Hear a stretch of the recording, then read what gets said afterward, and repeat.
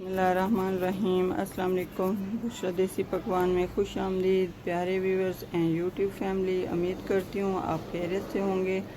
आज मैं आप लोगों के साथ शेयर कर रही हूँ स्वीट डिश जो कि है custard, Irfan custard vanilla flavour में। उसके लिए हम लेंगे दूध तकरीबन 1.5 से 2 किलो और उसको गर्म कर लेंगे।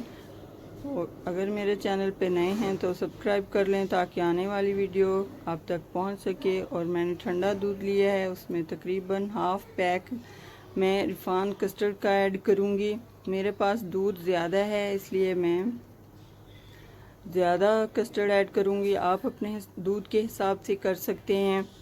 और उसमें मैं 3 सब्ज़ इलायची ऐड कर दूंगी।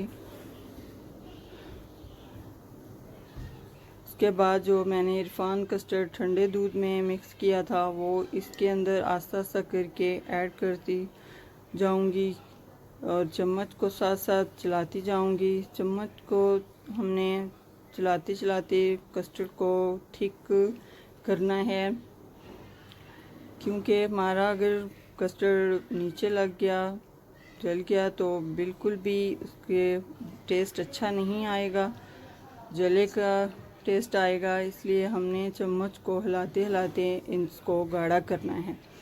इसके बाद हल्का सा इसको गाढ़ा करके मैं इसमें चीनी की 1 कटोरी भर के ऐड कर दूंगी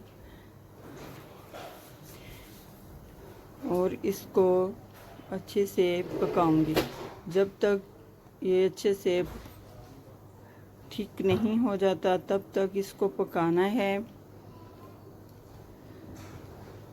तो हमारा कस्टर्ड तकरीबन ठीक हो गया है और बहुत ही मज़ेदार अच्छी खुशबू आ रही है। अब मैं इसको ठंडा कर लूँगी और गार्निश कर लूँगी। मैंने इसको गार्निश कर लिया है मैंगो और केक के साथ। अगर मेरी आज की स्वीट डिश आप लोगों को पसंद आए, लाइक और शेयर और सब्सक्राइब ज़रूर कीजिएगा। अगली